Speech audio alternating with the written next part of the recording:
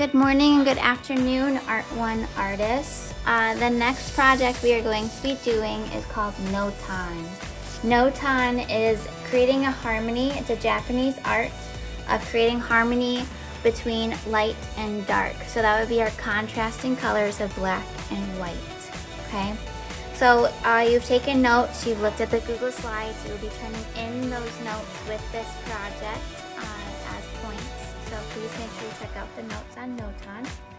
After you checked out the notes, you are then on to creating your rough draft on a white sheet of paper. So what I have done is I have drawn my image that I want. You can do real objects, representational, or abstract.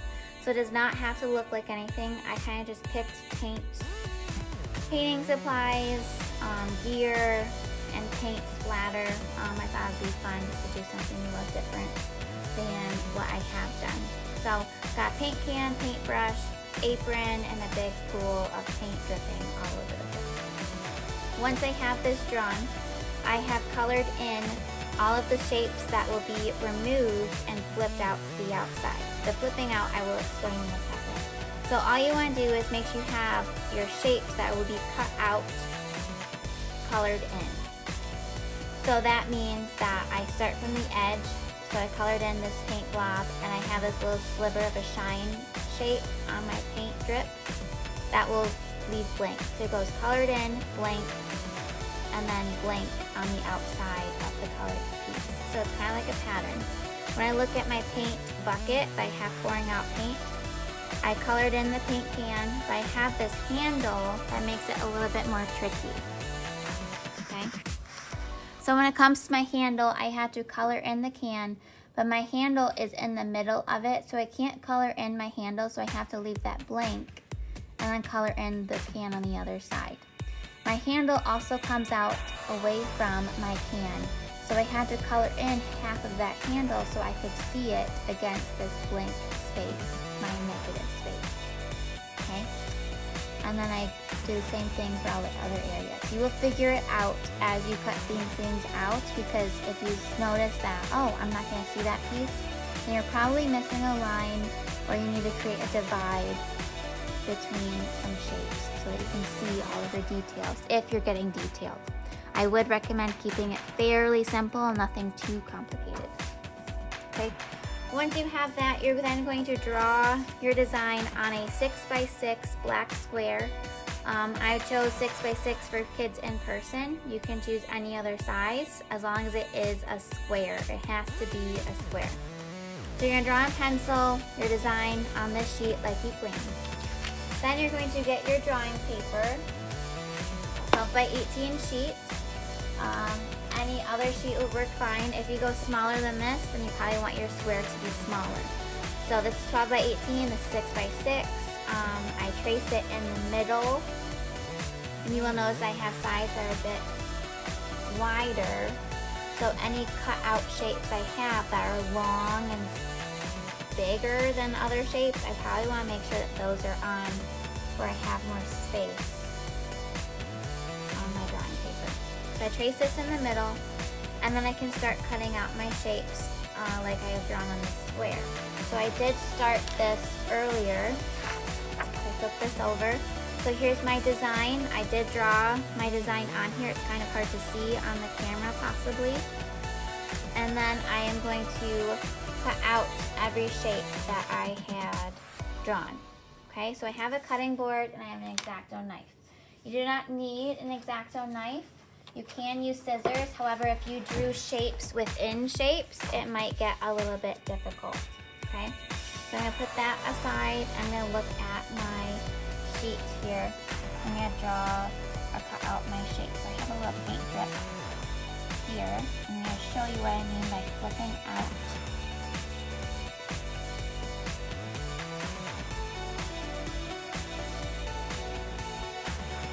If you have an X-Acto knife, make sure you have a board underneath of it, so you're not cutting onto a table. Mom or dad would not like that. Or you can definitely just use scissors and maybe not do so many shapes when they're so little. Okay, so here's my little paint droplet. after I cut one shape out, I'm going to go directly back to my drawing paper. I'm going to place my square back in the center where I traced it. Make sure everything is lined up where I have it. I'm going to place my paint drop back in here, and I'm going to flip it upside down and roughly place it where it would be on the opposite side. And I'm going to glue stick that.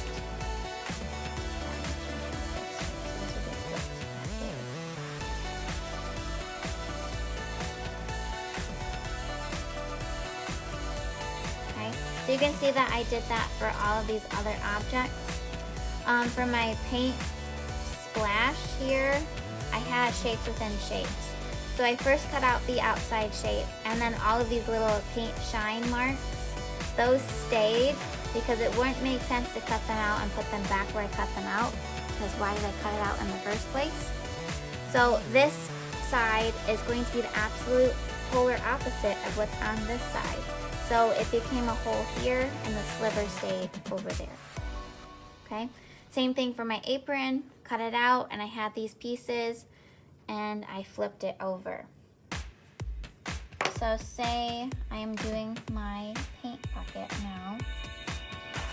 I'm going to put this back aside, go to my cutting board. I'm going to say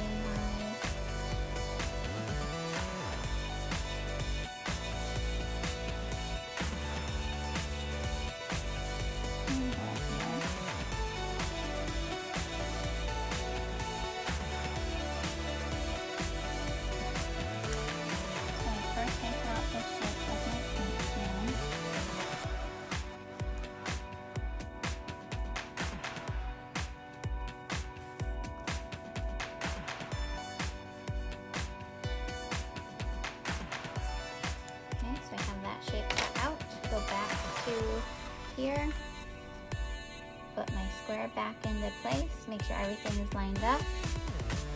Here's my piece I just cut out, so I'm going to place that this way.